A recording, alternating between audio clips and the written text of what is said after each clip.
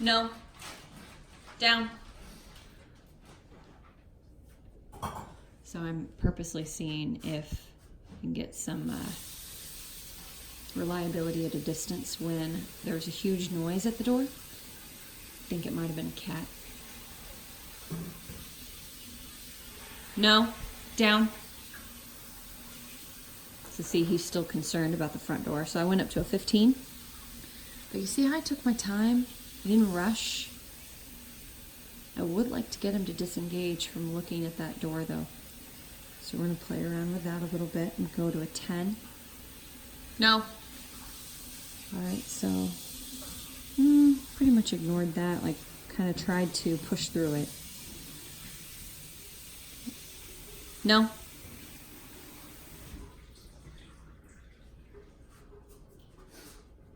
So I can't just NO him all over the place, right? You have to find some useful levels pretty quickly because you don't want to just keep doing it over and over. But I am going to try one more time. Hey, no. There we go. So that was a 25 and it caused him to shift his weight. So that's at least an improvement. I know he's not there, he's shifted right back. So we'll see if by working him we can kind of snap him out of it. He is very concerned about the noise at the door. He was earlier. We were doing some slow patterning to try to snap him out of it. He wouldn't even face away from the door at first. That took about 5 minutes.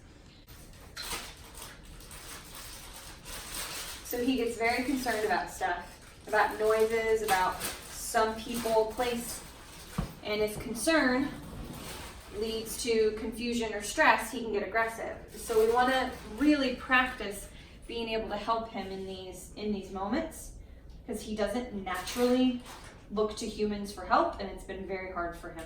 Heel.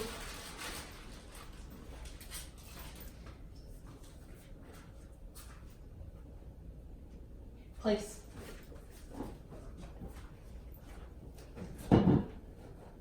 Good. Ace, heel.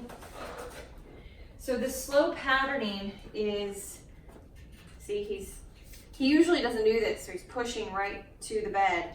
See that yawn? That's stress.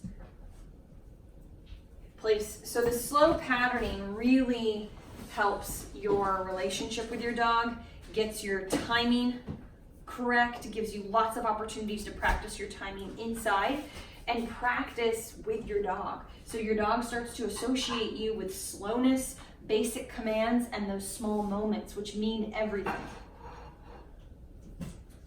Heel.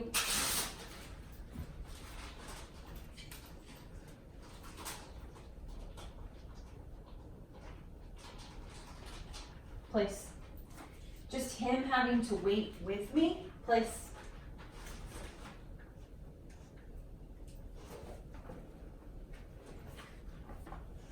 And just follow my lead. That in and of itself is something difficult for him. Just gonna tell him down, down. Good boy, good job then. So anytime I have to repeat myself or tell him to lay down, I'm tapping the button. So he's still concerned. No, good boy, good, yes. So anytime we have a dog that's not showing attitude, they're just showing concern, we will use food. Definitely use food. Ace, heel. Good boy. So I'm just doing tension till he settles back. Good. But I'm off the tension. He actually doesn't have to sit. No. He actually doesn't have to sit or lay down. He just needs to hang out with me. But he can if he wants to. No.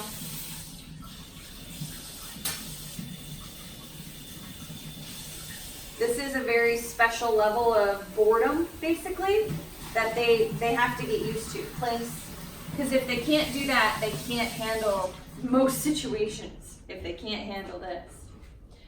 All right, so I'm going to go ahead and move on to a little bit more challenging. Ace, heel. So I'm going to move past place. Place. No. Good. So that was a 14. And what I meant by move past it was just a really fluid movement. If you'll notice, he tried to make a good decision. He was really close to it, and then he just couldn't help it. So by stepping forward, it allows me to provide clarity to him. So even though I set him up, you have to do that with your dog. You have to.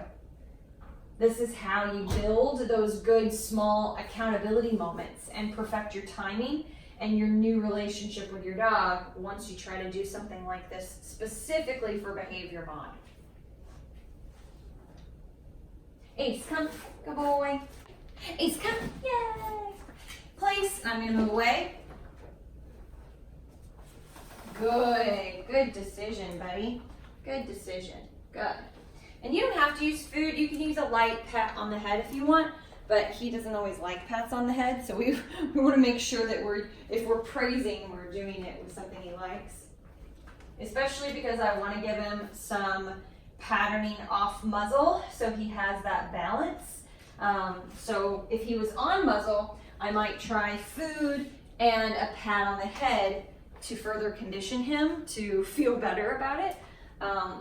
But not when he's off muzzle. I just want him to have a nice, easy, normal routine where we work on obedience timing and we have small conversations like the one you saw earlier. Ace, come on, bud. Let's go. Good boy, let's go. Come on. Good job, bud. So we'll do this again. Ace, come. Good boy. Let's go. So that's a tap. Place.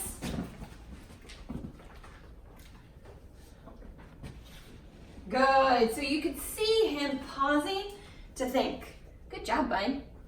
So I did tap the button when we were back there on COME just because he didn't listen. He didn't turn with me, but that's okay.